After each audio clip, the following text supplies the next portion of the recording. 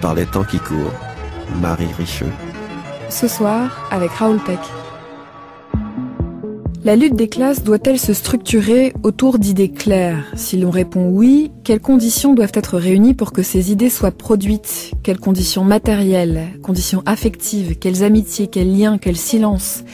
Le jeune Karl Marx, c'est le titre de votre film, Raoul Peck, et tout jeune qu'il soit, à la fin, il demande à se reposer un peu. Parce qu'écrire des livres, faire naître puis structurer une pensée, c'est aussi un travail de longue haleine.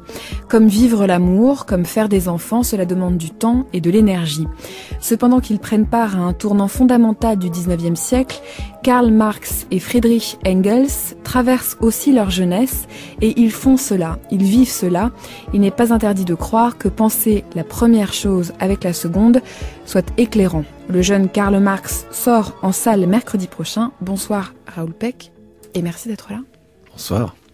Votre film s'ouvre sur une scène dans la forêt avec des gens pauvres qui ramassent du bois et très très vite la question surgit à l'écran. À peine formulée théoriquement, sur la différence entre le vol et le ramassage et le vol et la propriété.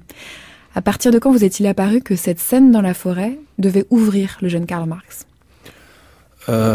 L'écriture du scénario a été un très long processus qui a duré plusieurs années. Et comme vous vous en doutez, le cinéma n'est pas forcément le meilleur médium pour montrer l'évolution des idées. Et en même temps, s'attaquer à Marx, c'est s'attaquer probablement à la tête la plus géniale de ces 2 derniers siècles. Et donc, il fallait en même temps rester dans le cadre du cinéma, donc que ce soit rapidement identifiable et compréhensible, et en même temps ne trahir à aucun moment l'évolution de cette pensée. Donc, au fur et à mesure, ça a été de comment choisir le meilleur épisode pour entrer dans cette histoire, en dépassant les explications habituelles de traumatisme de jeunesse qui fait que Karl va se dédier toute sa vie à combattre l'injustice. C'était important qu'on comprenne que c'est une révolte pensée. Donc, cet épisode du ramassage de bois, il a fait un article qui a été très très célèbre à l'époque, donc dans le Rheinische Zeitung, dans la dépêche de Renan, autour de ce problème du bois et du rôle de la loi et du pouvoir. Et je pensais, et Pascal Bonitzer et moi, donc qui est mon co-auteur sur ce projet, que ça illustrait parfaitement l'état de pensée de Marx à cette époque-là. Donc il a à peu près 22 ans, 23 ans, il est en plein dans cette espèce de combat déjà qui est presque un combat de journaliste à l'époque et pas tellement ni de philosophe ni d'économiste. C'est vraiment une réponse presque quotidienne à la répression qui régnait à cette époque-là en Prusse. Et pour le cinéma, bien entendu, une scène pratiquement de répression, de castagne et d'arbitraire. Avec un cadrage très particulier, extrêmement... on est très à l'intérieur de ce sous-bois, les chevaux qui arrivent sur nous, les visages des hommes qui tombent quasiment sur nous, c'est-à-dire qu'il y a quelque chose qui est d'humain à humain qui se joue entre l'image et la personne qui regarde. Il fallait être à l'intérieur de cette détresse, de cette violence, il fallait qu'on sente les coups. Un peu, c'est une manière pour moi aussi de parfois utiliser les instruments du cinéma hollywoodien qui nous a tous éduqués, tout en les déconstruisant. Mais parfois, il faut utiliser ce qu'il a parfois de bien pour faire sentir les choses. Et c'est un peu l'approche qu'on a eue pour cette première scène qui devait, une fois pour toutes, établir le sens de la violence pour tout le reste du film. Puisque c'était certain qu'on allait avoir aussi des discours, des discussions théoriques, etc. Mais il fallait que quelque part, à un moment donné, et surtout au début, qu'on sente que ces discussions se font sur la base d'une extrême violence. Et une violence contre les plus dépourvus. C'est-à-dire des gens qui sont condamnés à ramasser des bouts de bois dans une forêt pour pouvoir vivre, c'est-à-dire s'en servir pour se chauffer, mais aussi s'en servir pour vendre sur les marchés. Et qui sont tabassés et tués pour. Absolument. pour simplement une interprétation légale. C'est-à-dire que on ne devait pas ramasser même le bois mort qui gît par terre parce que c'était censé être à la propriété de celui à qui appartenait la forêt. Et vous avez aussi prononcé ce mot, Raoul Peck, de l'arbitraire. Évidemment, quelle violence on pourrait considérer ne l'est pas. Arbitraire, cependant là, dans cette scène-là, ça saute aux yeux. Qu'un homme soit mort parce qu'il a fait ce geste de ramasser du bois, on sent bien que le départ de la pensée de Karl Marx, en même temps que le départ de votre film, veut souligner cet arbitraire, voire cette absurdité. Oui, et en plus, un arbitraire qui est un arbitraire légal. C'est-à-dire, c'est la loi qui permet l'arbitraire. Donc c'est là que la force de la pensée de Marx aussi, qui est totale. Il ne s'agit pas de l'effet de cet état de lieu que la force est administrée sur des gens qui ne peuvent plus se défendre, mais que cette force est légalisée. Et donc ce débat, et qui devient très vite aussi philosophique, puisque il nomme Montesquieu. Donc c'est une scène qui permet d'avoir à la fois tous ces aspects-là, et donc de rentrer de manière incarnée dans le film. Très vite, on va quitter les sous-bois et la forêt pour les bureaux. Dans un premier temps, les bureaux de ce Zeitung, de ce journal où se débat la liberté d'écrire. De quoi a-t-on peur? Est-ce qu'on peut écrire ce qu'on veut? Et si on doit avoir peur de ce que l'on doit écrire, alors est-ce qu'on doit continuer à écrire un peu plus doucement, ou alors créer un journal? On ira de bureau en bureau jusqu'à celui d'un éditeur. Sie scheinen mich ja gut zu kennen. Haben Sie meine Texte gelesen? Ich habe Ihre gelesen. Insbesondere die Kritik der Hegelschen Rechtsphilosophie. Das ist mir vollkommen gleichgültig. Ah bon?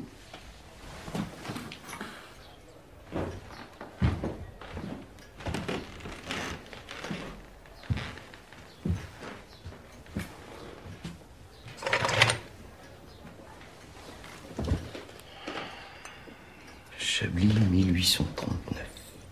Il sait recevoir ce rouge, même s'il paye mal. Non?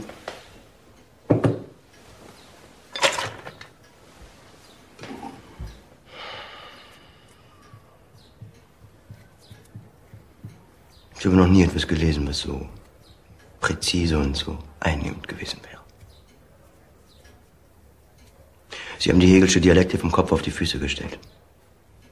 Ich bin 24, Sie dürften kaum älter sein. Und Sie sind der größte materialistische Denker unserer Zeit. Sie sind ein Genie, mein Lieber. Ein Genie. Raoul Peck, vous demandiez, et à dessein si ça va, sans la traduction, pendant qu'on écoutait cet extrait de votre film, Le jeune Karl Marx. Alors d'une part, on va évidemment dire très vite ce qui se joue dans cette scène si lente et quasi silencieuse chez l'éditeur Ruge, mais c'était aussi pour entendre cette langue et cette phrase « Sie sind ein Genie, mein Lieber », c'est le coup de foudre amical entre Friedrich Engels et le Karl Marx que vous filmez. On sent que vous prenez du temps pour le voir advenir, ce coup de foudre-là. Pour moi, c'était une scène importante parce que c'est vraiment la rencontre de grands esprits et en même temps la soumission de l'un d'eux à l'autre. C'est-à-dire que Engels identifie tout de suite Karl comme celui qui est le génie. Et il a la capacité de le voir, de l'avoir lu, etc. Et c'est comme un pacte qu'il signe à ce moment-là. C'est-à-dire c'est un pacte qui, on va le voir pour tout le reste de leur vie, puisqu'ils restent ensemble jusqu'à leur mort, en tout cas jusqu'à la mort de Marx. Donc c'est un moment essentiel, parce que c'est l'une de ces rares rencontres intellectuelles dans l'histoire du monde moderne qui va changer la face du monde, littéralement. Donc il fallait s'y attarder et montrer aussi qu'en même temps c'est une rencontre humaine. C'est une rencontre de deux jeunes, l'un à l'époque, je crois, à 26 ans, l'autre à 24 ans. Et tout de suite, ils ont compris la signification de cette rencontre. Dans la scène qu'on vient d'entendre, Engels est d'abord sur un canapé, et puis ils se parlent de loin, ils se toisent un peu, tous les deux, ils se testent, puis ils finissent par se rapprocher. Et en effet, par s'identifier d'une certaine manière, qu'est-ce que l'un reconnaît chez l'autre ? Alors vous dites, il reconnaît que c'est un génie, d'accord ? Qu'est-ce que Karl voit chez Engels à ce moment-là ? Oui, parce que ce qu'il faut dire, qu'il y a une scène, donc ils en parlent au début de la scène, mais il y a une rencontre qui a eu lieu probablement à Berlin, dans les salons de comment elle s'appelle, von Arnim, la fameuse intellectuelle à Berlin, Bettina von Arnim, et une première rencontre qui s'était passée très mal. Et à l'époque, Engels passait pour le jeune audacieux qu'il était, coureur de femmes. Il portait un uniforme à cette époque puisqu'il était à l'armée. Karl, plutôt irascible comme il est, impatient devant je dirais, tout déguisement ou tout ce qui n'était pas vrai pour lui. Il était très vite impatient par rapport à ça, cassant même. Et cette rencontre, apparemment, s'est passée très mal. Et d'ailleurs, c'est une scène qui a été décrite par Rossellini sur un projet de film qu'il avait sur Marx. Et d'ailleurs, c'est l'un des rares extraits qui restent de cette première rencontre. Donc, quand il se revoit dans ce film, il y a déjà une tension latente qui était déjà là. Et donc, c'est un apprivoisement, de deux têtes pensantes, indépendantes, audacieuses, fougueuses. Et finalement, ce qui les rapproche, pour répondre à votre question, je pense que c'est la perception très précise de la force de l'un et de l'autre. C'est-à-dire, c'est quand même des jeunes qui ont une pensée intellectuelle très poussée, très forte. Marx est déjà considéré comme un génie par ses professeurs à 18 ans. L'un d'eux écrit que voilà, si vous voulez rencontrer Rousseau, Voltaire, Hegel en un, il faut rencontrer ce jeune homme. Donc ses amis dans la première scène dans ce journal, une partie d'entre eux sont ses anciens professeurs et ce sont les têtes pensantes européennes de l'époque. Donc très tôt, Marx est déjà considéré par les autres comme un génie. Et donc Engels ne fait que s'associer à cette admiration et se met au service littéralement de Karl Marx. C'est ce très tôt, Raoul Peck, qui fait que quand on vous propose de faire un film sur Karl Marx, vous décidez que ce sera dans ce laps de temps très court qu'est cette prime jeunesse ? Ce laps de temps a bougé au cours des années. Dans votre écriture? Dans l'écriture. Parfois, ce sont les aléas d'une production, les aléas de partenaires. Donc, c'est vrai qu'avec Pascal Bonitzer, on peut retrouver dans nos notes l'histoire qui commence où Karl Marx a 12 ans. Et on a une fin qui se situe pratiquement 2 ans après leur exil en Angleterre, qu'ils ne vont plus quitter. Donc, on a en gros 7 heures de film écrit qui va au fur et à mesure se concentrer sur, en effet, ces 4 années entre l'exil à Paris et l'écriture du manifeste communiste en 1848. Mais ce qui demeure très fort, c'est le lien entre ces deux hommes, Engels et Marx. Vous disiez, à partir de ce coup de foudre amical, Engels va vouer son existence, y compris matérielle, à aider à ce que naisse puis se structure la pensée de Marx. Pourquoi ça vous intéresse, Raoul Peck, cette dimension qui est d'abord humaine et qui a tellement de conséquences? Oui, il y a plusieurs raisons qu'on peut avancer, mais l'une, par exemple, c'est le fait que, oui, nous sommes dans une période de gourous, d'hommes politiques qui sont des sauveurs et aussi d'un public qui pense qu'il sera sauvé par un homme ou une femme politique qu'on n'attendait pas. Et là, on se rend compte que c'est déjà un collectif qui se met en place. Alors qu'il est un génie, Marx ne dit pas « je vais y aller seul et j'ai tout compris et ça va être moi le chef ». Non, il y a tout de suite une alliance qui se pose pour un objectif plus important et qui va aller très loin, comme on le saura.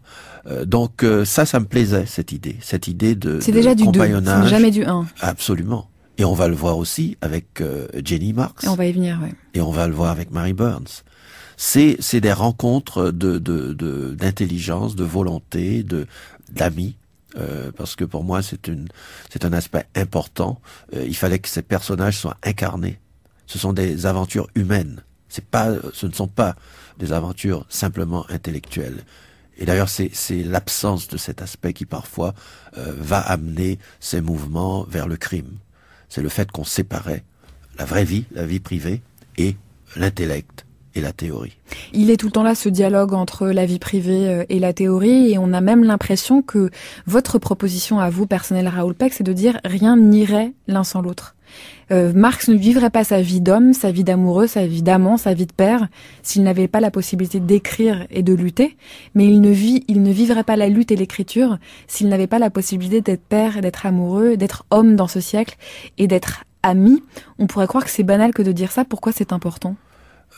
Parce qu'on l'oublie souvent, en particulier dans le monde politique, dans le monde du combat. Mais on n'est qu'un, et on peut pas, quand on sort de chez soi, devenir révolutionnaire, et à l'intérieur de son foyer, qu'on ait des rapports abusifs avec son compagnon ou sa compagne. Donc ça va de pair. On peut pas imaginer une séparation comme ça, ou alors ça mène justement au pire fantasme, aux pires bêtises, au pire crime. Donc, et c'est ça qui manque souvent au mouvement.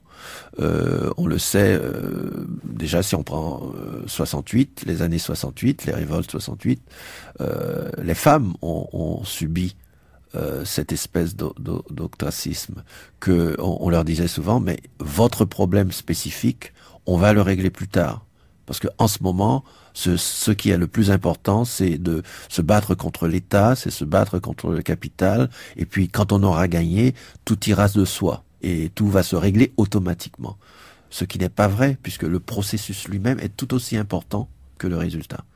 Et c'est valable pour les Noirs, les étrangers, les Arabes, les homosexuels.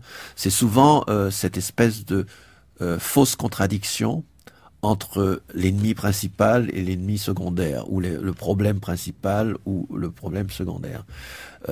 Et Marx nous montre de la manière même qu'il a conduit sa vie, de la manière qu'il n'a jamais, en un moment, à aucun moment douté du fait que, par exemple, qu'il laissait de côté un mode de vie plus confortable. Jenny non plus.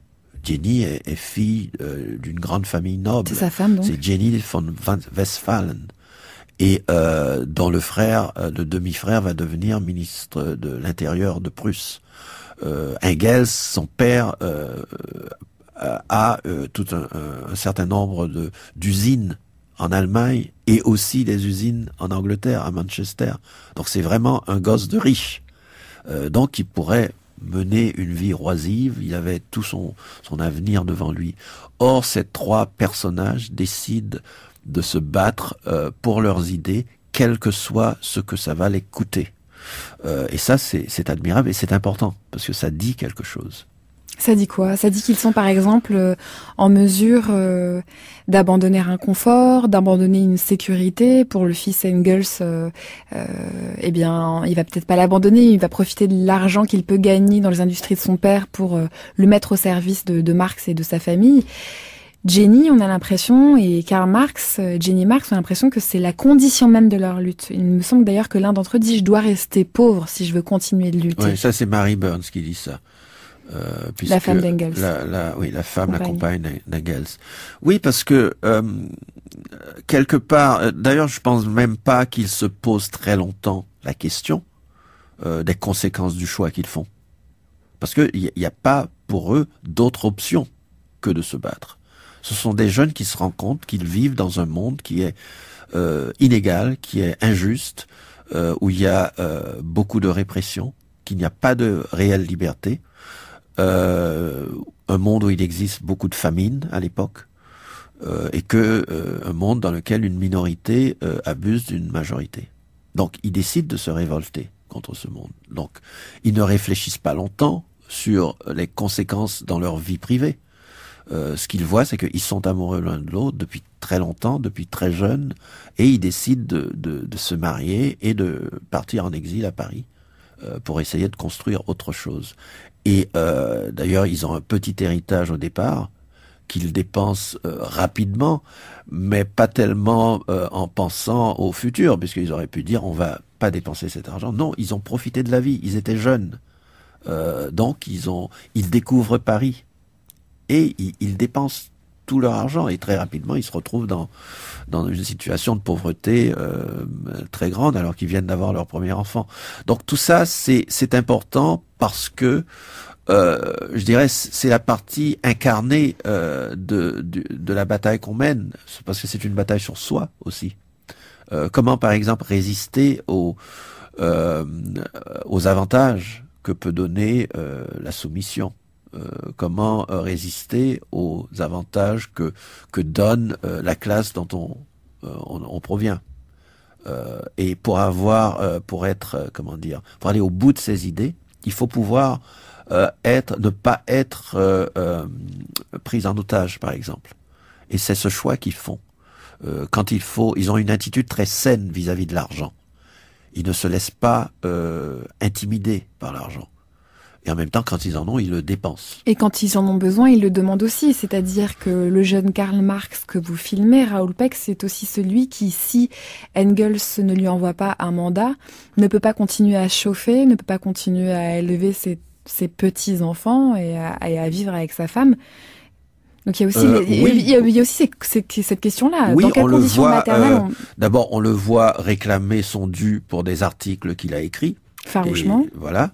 Mais parce que Jenny a insisté, il faut que Rugueux qui t'emploie, il a des actions. Donc s'il te paye pas, c'est un peu par avariste. Donc c'est à ce moment-là que Marx va se faire payer et n'est pas très content. Ensuite, à un moment, il y a eu un épisode pendant cette période de 4 ans où pour une fois, c'était Engels qui n'avait pas d'argent.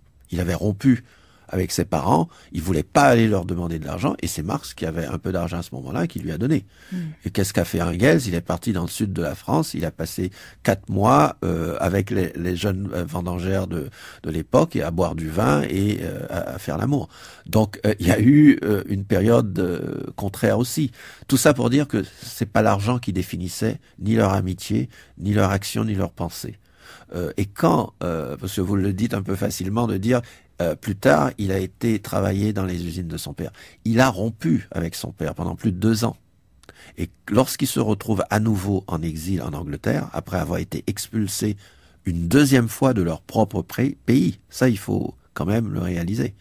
Marx est expulsé en 2 fois de son pays. Donc, et d'ailleurs, il va vivre le plus longtemps à l'extérieur que en Allemagne. Donc, ils se retrouvent en Angleterre et en effet, le problème se pose de comment ils vont vivre, parce que c'est clair que ce qu'ils écrivent n'est pas tellement populaire que ça pour leur permettre de vivre une vie bourgeoise normale.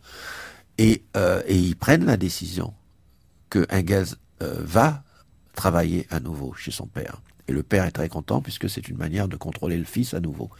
Mais ça va être une souffrance éternelle pour Engels. C'est pas quelque chose qu'il fait de gaieté de cœur. D'ailleurs, il écrit une lettre à Marx, puisque lui, il était à Manchester et Marx était à Londres, au bout de, je crois, c'est 21 ans ou 25 ans, où il écrit à Marx, il dit « Enfin, je vais quitter cette usine qui m'a tué, Et il écrit, mais c'est une lettre qui vous fait pleurer, parce que vous comprenez le sacrifice qu'il fait. Parce que c'est comme s'il travaillait chez l'ennemi, pratiquement. Vous savez... Karl vous a adopté. Il est difficile en matière d'amitié. Il n'a jamais amené personne à la maison. Vous êtes le premier. Ce n'est peut-être pas un très bon souvenir pour vous. J'ai lu votre essai. Et ça pétille comme du champagne. Je vois, je mesure ce que vous apportez à Karl. Seulement... Permettez-moi d'être direct. Il n'a pas votre santé. Vous êtes un sportif. Après toute une nuit de boisson, vous êtes frais comme un gardon et lui, il met des jours à s'en remettre. Alors, entraînez-le où vous voulez, seulement essayez de le modérer. Vous êtes une femme extraordinaire, Frau Marx. Jenny. Vous êtes admirable. Vous auriez pu mener une vie riche et oisive dans votre ville natale auprès d'un membre distingué de votre classe entouré de luxe et d'envie. J'ai échappé à un ennui mortel, oui. Il n'y a pas de bonheur sans révolte. Sans révolte contre l'ordre existant, contre le vieux monde. Voilà ce que je crois. Et j'espère le voir bientôt craquer, ce vieux monde. À nous deux. Non, À nous trois, Jenny. Nous allons le soulever. Ce vieux monde.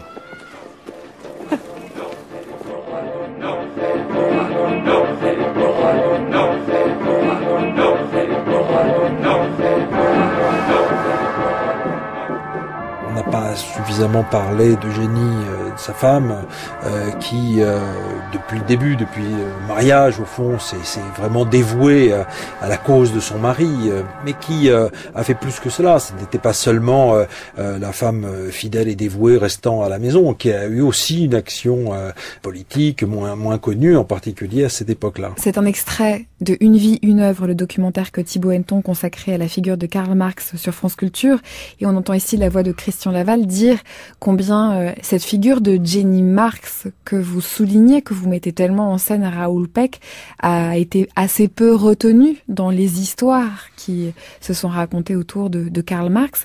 Où en avez-vous trouvé les traces? À partir de quels matériaux vous avez construit ce personnage de Jenny Marx qui a une si grande part à l'écran? Alors, en effet, ça a été extrêmement difficile pour nous de retrouver cette Jenny, et surtout cette Jenny privée et cette Jenny politique. L'histoire n'a pas retenu, et comme d'habitude d'ailleurs, n'a pas retenu le rôle que ces femmes ont joué auprès de leurs compagnons. Jenny a été, quand on lit ses correspondances dans les années plus avancées, c'est une femme qui a toujours été active, qui a toujours eu sa propre tête, qui a toujours eu sa propre opinion dans ses combats, en même temps que ces formidables lettres d'amour qu'elle écrit à Marx et vice-versa. C'est ça aussi la partie belle de tout ça, c'est qu'ils étaient extrêmement amoureux l'un de l'autre. À tout moment de leur vie. Et vous filmez ça? Vous tenez à filmer ça? Bien entendu. Absolument. Et pour aller repêcher Jenny, c'était un peu le cas, version de scénario après version de scénario. On s'est appuyé presque exclusivement sur les correspondances. Et bien entendu, dans les années, je dirais 38, 40, les lettres sont vraiment des lettres d'amour entre deux jeunes amoureux, et même aussi des lettres d'inquiétude de Jenny, parce que elle a quand même un peu peur que Karl se détourne d'elle. D'abord, elle est plus âgée que lui, elle a 2 ans de plus que lui. À l'époque, ça comptait. Ensuite, elle a, elle sait qui est Karl. Que surtout le Karl étudiant, qui était quelqu'un qui buvait, qui se battait en duel, qui était un grand brigand, qui savait pas encore exactement la carrière qu'il voulait entreprendre, donc et certainement pas devenir un bon bourgeois marié avec des enfants. Donc il y avait ce danger-là. Et ces lettres étaient souvent des lettres d'amour et tout ça. C'est plus tard, petit à petit, on découvre des lettres où elle parle de ce qu'elle pense. Et le dialogue qu'on vient d'entendre tout à l'heure, ça provient directement d'une lettre de Jenny qu'elle a écrite plus tard que dans le temps du film et qu'on a voulu utiliser parce que ça exprime vraiment qui était cette femme. Mais ça dit aussi, elle s'adresse à Engels dans l'extrait qu'on vient d'entendre et elle lui dit faites en sorte qu'ils ne se crament pas par les deux bouts, qu'ils ne sortent pas, préservez-le. Et un petit peu plus tard dans le film, quand on va se poser la question de son départ ou pas, et du fait que cet homme va partir loin de sa famille et que Jenny Marx, avec une autre femme, va devoir s'occuper des enfants, de la maison, de cette vie de ce côté-là, elle dit vas-y, fais-le. Il n'y a pas d'autre choix que tu le fasses. Alors, en même temps, vous filmez les femmes qui sont derrière ou à côté de Engels et Marx, et en même temps, vous filmez des femmes qui permettent l'action des hommes, mais tout en étant obligés d'assurer les arrières. Vous voyez ce que je veux dire? Absolument, mais c'était vous filmez une aussi manière des femmes qui vont pas au front, du coup. Oui, mais il fallait filmer, la réalité de ces rapports. Même si Karl et Jenny étaient un couple modèle et révolutionnaire, n'empêche qu'ils vivaient dans un milieu dans un milieu de contradiction. Donc, ce que on a fait à travers cette scène, c'est de montrer qu'au moins ils en étaient conscients. Cette répartition des rôles n'était pas quelque chose qu'ils prenaient de manière naturelle. Elle était discutée. Voilà, la preuve, même si Karl fait semblant de se lever et de desservir la table, finalement, il se laisse facilement convaincre que c'était à lui de partir à Manchester.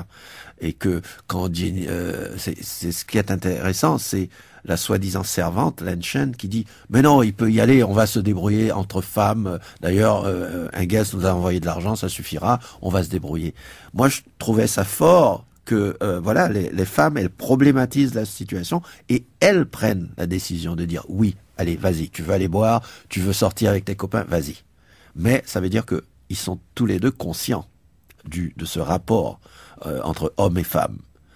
D'ailleurs, elle commence la scène en disant « Ah oui, donc nous les femmes, on reste ici à garder les bébés. » Et elles en rient. Voilà. Donc c'est un rapport qui n'est pas tendu et c'est un rapport d'adulte. Et c'est un rapport conscient. De même, vous filmez beaucoup plus tard la compagne de Engels et celle de Marx sur une plage à Ostende où il est question de savoir si elles vont ou non avoir des enfants, en tout cas Mary Burns.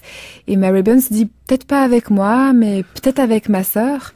Et on sent que Jenny Marx est arrêtée par cette remarque, un peu choquée, qui laisse entendre que y compris le rapport de couple, y compris le rapport d'amour, ne peut pas être un rapport de propriété. En tout cas, c'est ce qu'elle suggère. Absolument. Et nous, on s'appuie sur la réalité pour écrire ça, puisque on sait que lorsque finalement il repart à Manchester, Engels va habiter dans 2 maisons.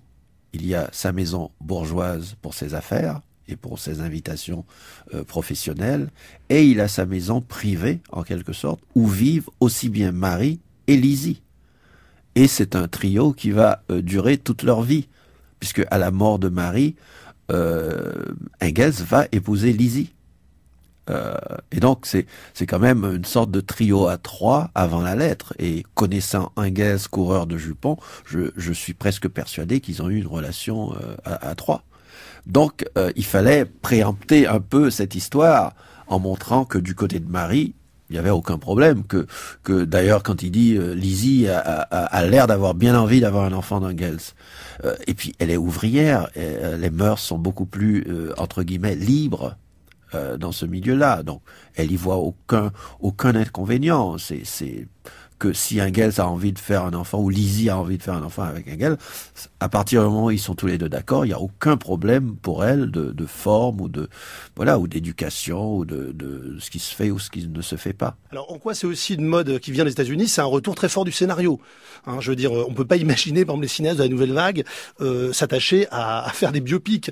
Donc il y a une histoire commerciale derrière ça, il y a une histoire économique du cinéma français qui s'est créée avec les biopics, il y a une histoire effectivement d'influence américaine, si on veut raconter des grandes vies. Enfin, c'est pas une mode, c'est une mode d'écriture du monde. Alors il y a quelque chose de très fort à travers le biopic, c'est le retour de la personnalisation de l'histoire. Oui. Moi, je suis enseignant d'histoire. Je veux dire, dans les années 30, dans les années 40, on disait Joseph Staline, Adolf Hitler, puis à un moment donné, tout ça c'est un peu calmé. C'est-à-dire qu'on a retrouvé un peu avec la démocratie, on parlait un peu collectivement, les combats étaient collectifs. C'est pas un hasard si dans les années 70, il y a une éclipse totale du biopic. Ça ne marche plus du tout. Je fais du kitesurf sur la baie de Doubel. Je fais du kitesurf sur la baie de Doubel. Loin des paparazzi.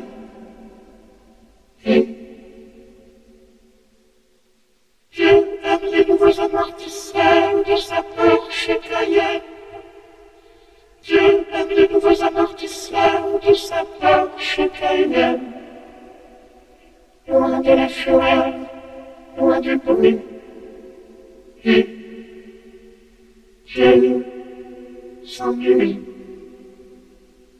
Raoul Peck, vous m'avez dit oui, on n'a pas très bien compris ce qui s'est dit en effet pendant l'extrait qu'on vient de diffuser, mais parce que c'était une discussion un petit peu vive tirée d'une émission diffusée sur France Inter en 2013 sur les fameuses discussions, le retour du biopic, oui ou non, pourquoi le retour des grands personnages, des grands destins dans des époques où, en tout cas, cette tradition se serait tassée dans des époques où la démocratie aurait repris du poil de la bête et où on penserait plus collectif. Bref, tout ça est peut-être assez maladroit pour vous poser la question du biopic. Le jeune Karl Marx, est-ce que vous l'envisagez comme tel, et avec quels autres exemples vous avez dû dealer ou jouer ou vous amuser?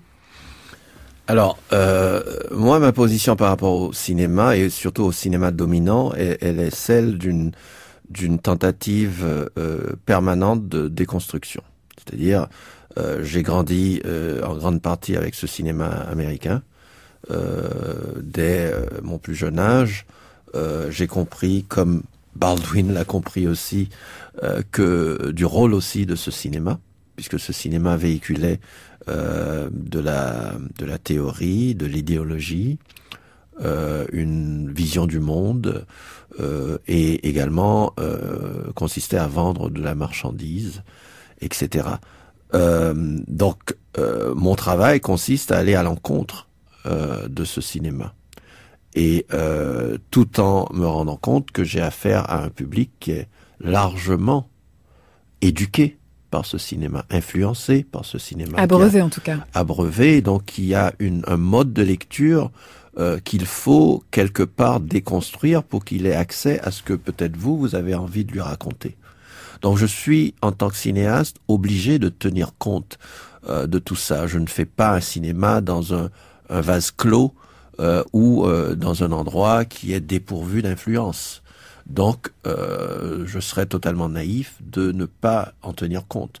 Donc, quand je décide de faire un film sur un personnage comme Karl Marx, c'est aussi en ayant en tête tous les prérequis, toute la patine de ce que le cinéma a accumulé pendant un peu plus de 100 ans d'existence, et voir comment j'arrive à raconter une histoire qui est le contraire justement de cette espèce d'aliénation au récit.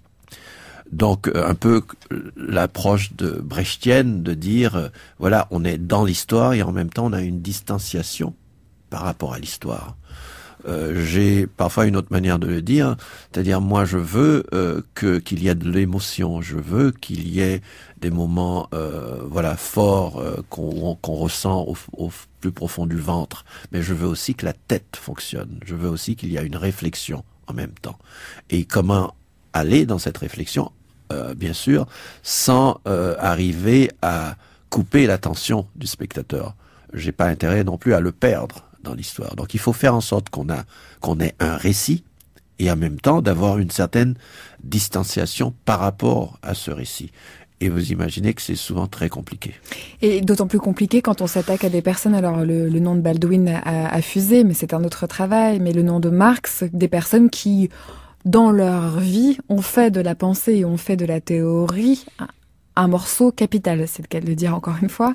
C'est-à-dire qu'il a fallu toujours trouver pour ce film-là l'émotion permanente, tout en quoi, en disant on va scoltiner la pensée de cet homme. Voilà, il fallait, puisque le biopic en général, il progresse par relations entre les personnages, par des obstacles qu'il faut surmonter, par des contradictions entre les volontés des uns et des autres. Donc, pour simplifier, normalement, un biopic comme ça, il aurait fallu que je montre que peut-être que Jenny est jaloux de la relation entre Marx et Engels, et que, en même temps, Engels se plaint que Jenny empêche Marx de travailler ou de sortir avec lui. Ce qui n'existe pas. Absolument, c'est même pas une question entre ces personnages.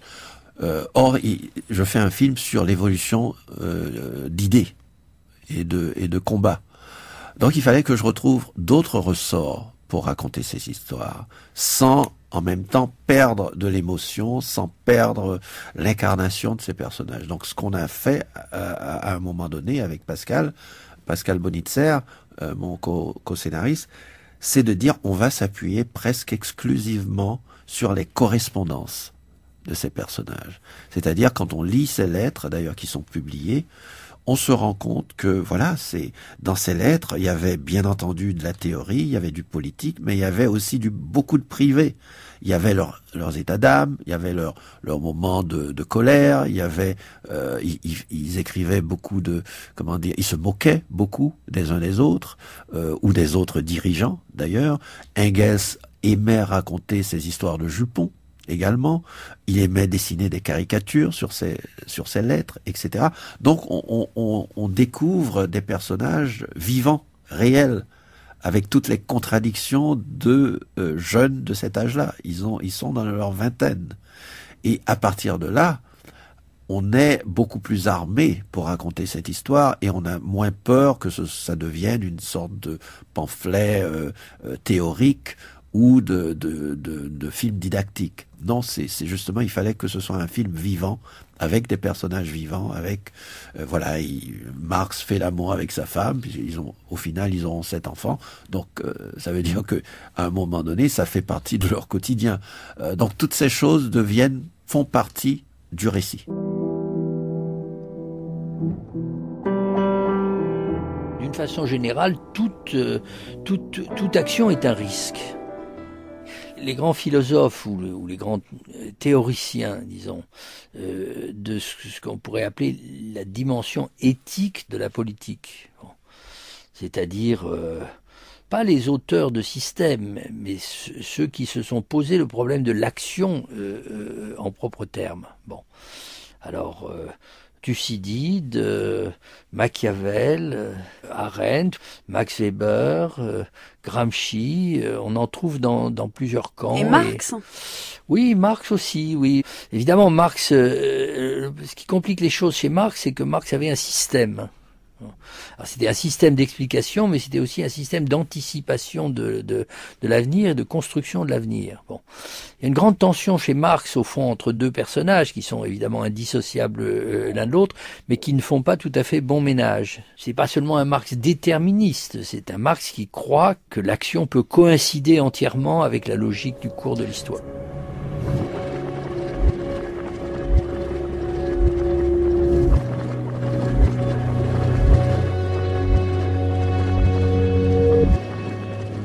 Raoul Peck, on entend ici Étienne Balibar qui s'entretient avec Géraldine Mosna-Savoie sur la figure de Marx. Alors peut-être on va pas rentrer dans la discussion que eux ont eue sur les deux Marx qui cohabitent en une seule personne. Vous l'aurez peut-être avec Géraldine Mosna-Savoie. Mais en revanche, de discuter la question de l'action et du courage de l'action et du courage de faire coïncider parole et action. Votre film Le jeune Karl Marx pose aussi cette question-là, que ce soit au départ lorsqu'il est journaliste et qu'il veut continuer d'écrire librement, ou ensuite quand il crée avec Engels, il suit la création de la Ligue communiste. De quoi avons-nous peur ? Il y a vraiment cette phrase-là qui revient. De quoi avons-nous peur ? Pourquoi n'agissons-nous pas ? Comme si le film posait en filigrane cette question-là, y compris à l'époque que nous traversons. Oui, et précisément à l'époque où on est aujourd'hui, où il y a presque une totale séparation entre la pensée, l'intelligence et l'action. Ce que je veux dire par action, c'est ce qui se passe dans la société actuellement.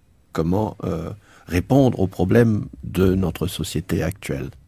Le fait à tout moment, de réfléchir à un monde meilleur ou aux instruments, comment le faire, mais c'est important aussi par rapport à ceux qui vont porter cette action.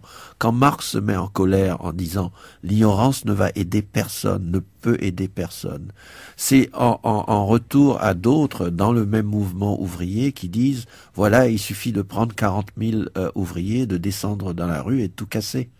Et Marx dit faire descendre des gens dans la rue sans qu'ils comprennent pourquoi ils descendent dans la rue et pourquoi le système fonctionne ainsi et pourquoi et comment on va pouvoir faire autrement.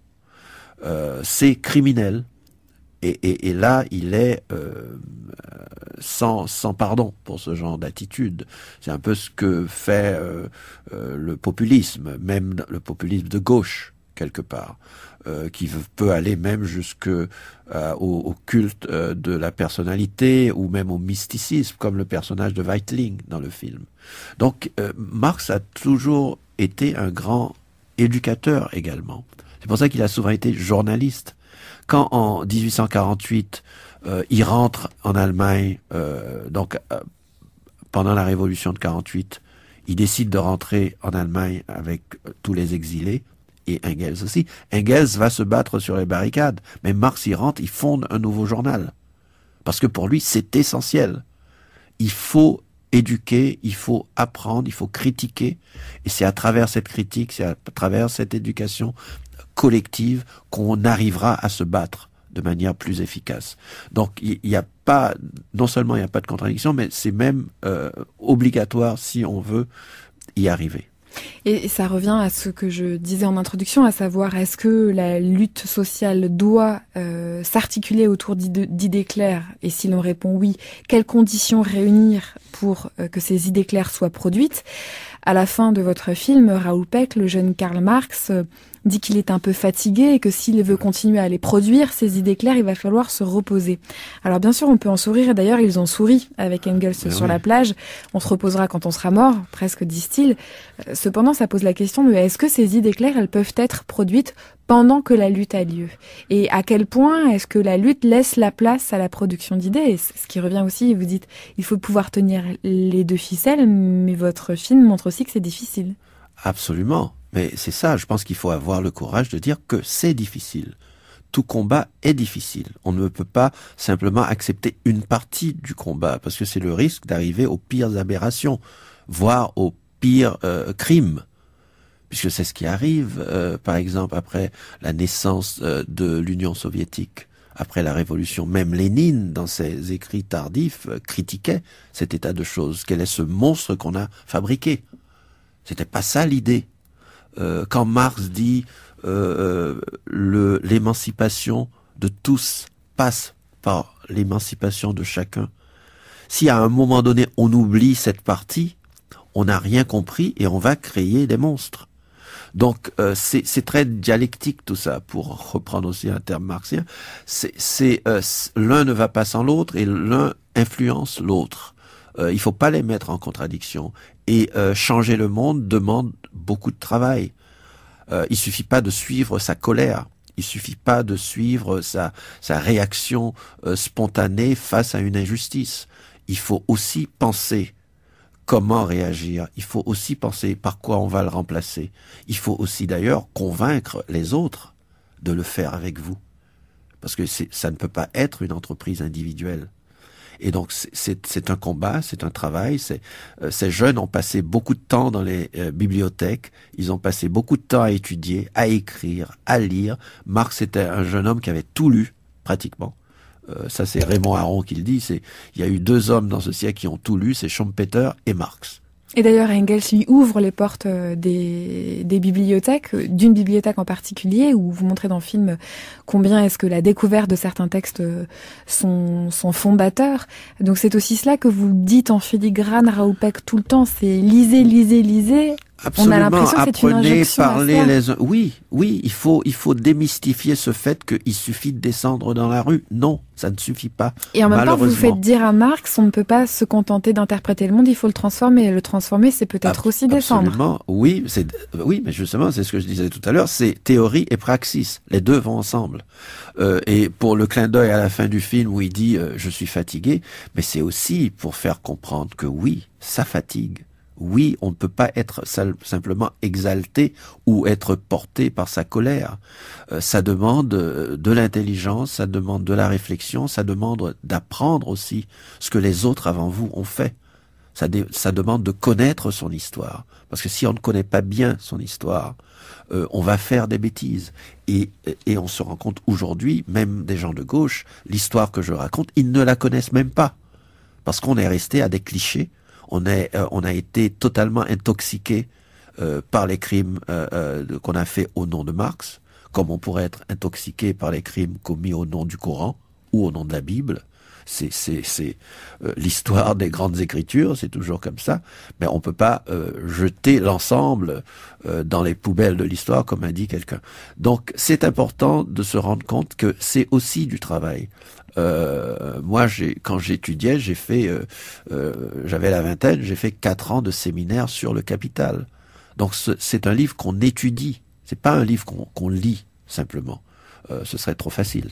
D'ailleurs, sur tout un film qui parle de Marx avec toute la pensée qu'il articule autour du travail, vous réhabilitez l'idée du travail intellectuel et de la place qu'il faut donner à ce travail intellectuel et de la valeur qu'il faut donner à ce travail intellectuel. Raoul Peck, si on parle maintenant de ce générique fin où s'égrènent nombre d'images de luttes qui traversent les décennies qui vont arriver bien après la toute jeunesse de Marx et Engels, il dit quoi, ce générique ?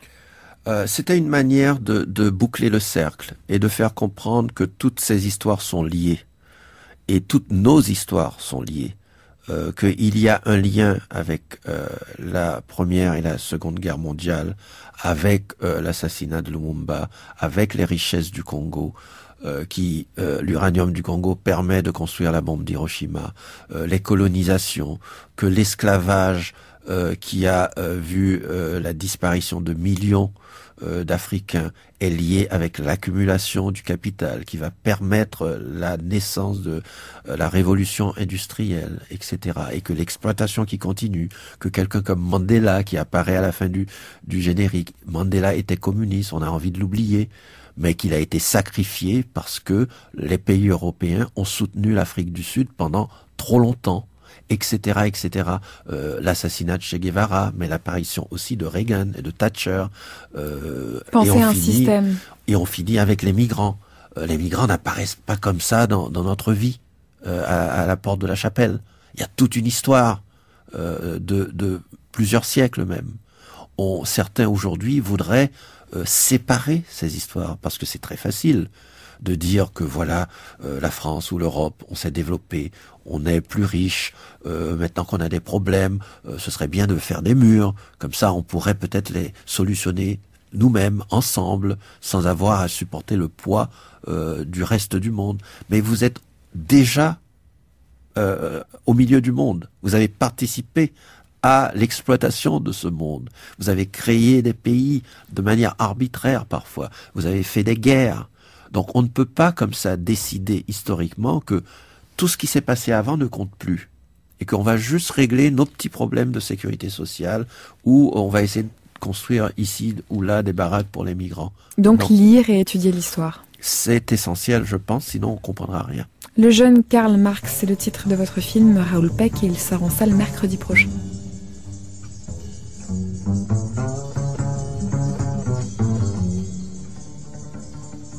Par les temps qui courent, à quoi trinquez-vous avec vos amis ? À plus de paix, plus d'intelligence, plus de tolérance, et puis plus de vigueur dans la résistance. Par les temps qui courent, de quoi êtes-vous curieux ? Inlassablement. De la condition humaine.